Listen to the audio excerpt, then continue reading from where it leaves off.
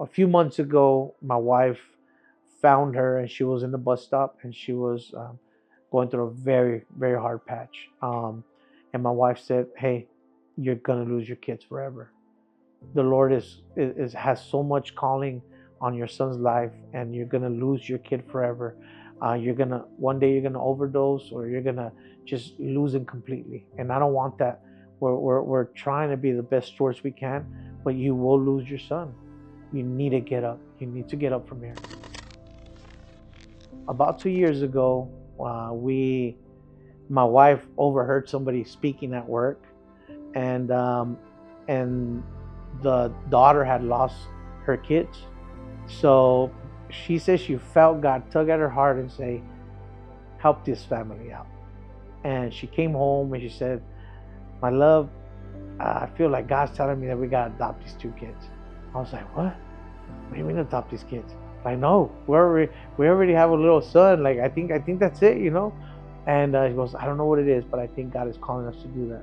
So I said, "You know what? Let's pray about it. Let's pray about it. And if God confirms that in your heart, and confirms it in my heart, then let's do it. I will follow you. I'll help you out. Whatever you need, so we can do this." And we had a hard time. They had a different foundation, and it was very hard because our kids already had the foundation.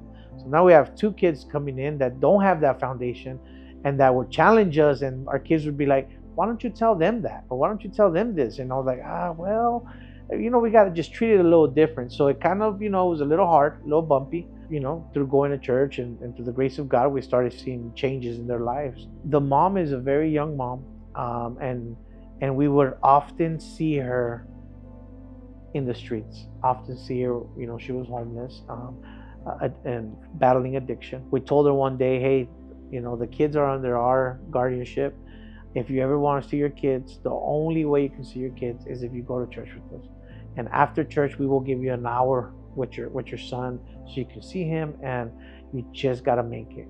So when she was going to church, like everything, probably she was homeless, and we told her, like, "Hey, she was kind of broken down in the chair," and I said, "Hey, um, we don't want to pressure you in anything, but do you want to accept Jesus Christ in your heart?" And she says, "I do." And I remember going up to the altar, and I have pictures somewhere in my phone, where we're surrounding them, and the kids are hugging their mom, and she accepted Jesus Christ in her heart. And she went for a little bit, but just the addiction was so much, and she just didn't stay consistent. A few months ago, my wife found her, and she was in the bus stop, and she was going through a very, very hard patch. And my wife said, "Hey, you're gonna lose your kids forever. The Lord has so much calling on your son's life, and you're gonna lose your kid forever.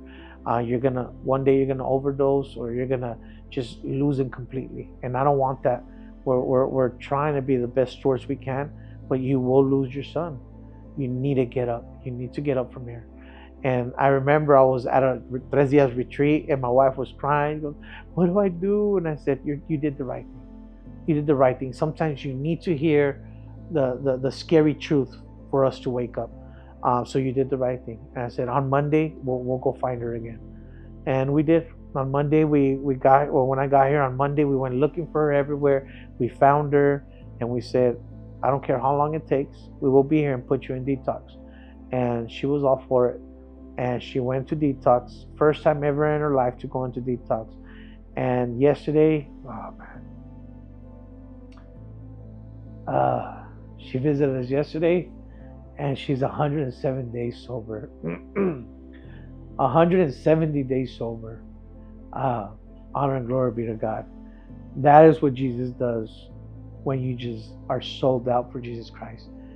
I had no power for that. My wife had no power for that. But Jesus Christ had a calling for that boy and for that family. And we were just passing by. We're the stewards. But God comes into your life when you just ask him to come into your life, and he will make a miracle.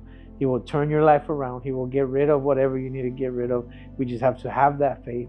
And this young lady, I'm happy to share that 170 days sober, and And she's on her way to maybe start the process to try to get her kids back. And I know that it's going to be a blessing for all of us as well.